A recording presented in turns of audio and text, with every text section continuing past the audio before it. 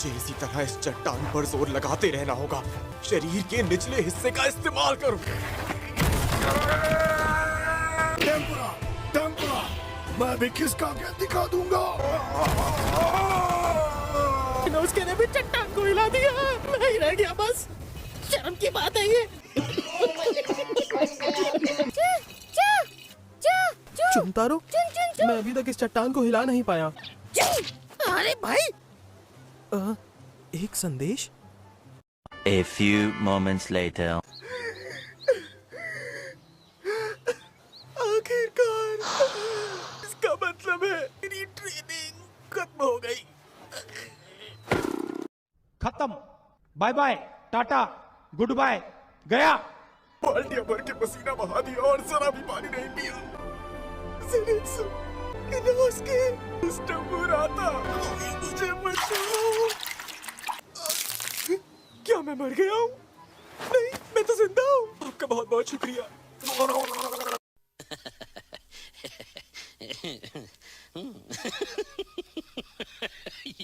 तुमने अपना अभ्यास पूरा कर लिया है और इसके अलावा गांव के सही फैसले लिए। तुमने गांव के इंसानों की जिंदगी को अपनी डीमन बहन की जिंदगी से ज्यादा अहमियत दी। ऐसा नहीं है। सच बताऊं तो ये फैसला मेरा नहीं, नेज़ुको का था। मैं फैसला नहीं कर पा रहा था। मेरी तारीफ करना ठीक नहीं।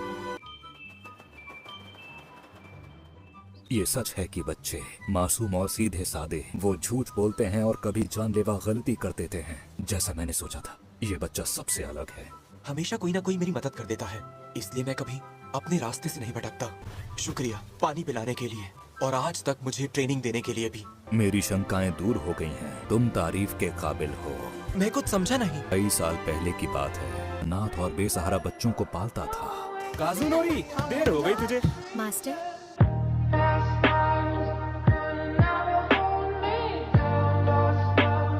आज का खाना बहुत बढ़िया बना है। हाँ, रास्ते में एक मछली बेचने वाला मिल गया था। मछलियाँ बहुत सस्ते में बेच दी। साथ ही रियोतारो और असामी को भी शुक्रिया कहो, जिन्होंने आज का खाना बनाया है। सायु, अपने हिस्से की मछली आपको दे रही हूँ मास्टर।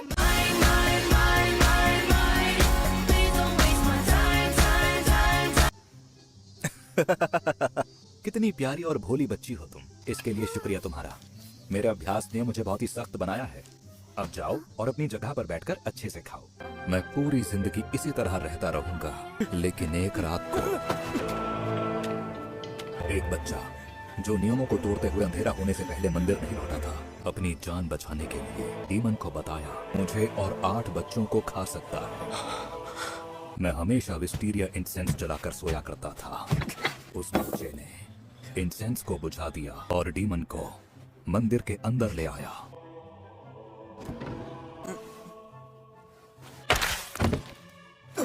चार बच्चे उसी समय मारे गए। बाकी 4 को बचाने के लिए मैं जो कर सकता था किया, लेकिन उनमें से 3 बच्चों ने वो नहीं किया जो मैंने उन्हें करने के लिए कहा था।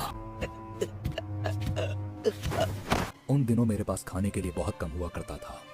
मैं बहुत कमजोर था। उससे भी बढ़कर जिस आदमी को दिखाई ना देता हो, तभी उन बच्चों को वहां से भागना ठीक लगा। मिस्टर ग्यू में देख नहीं सकते?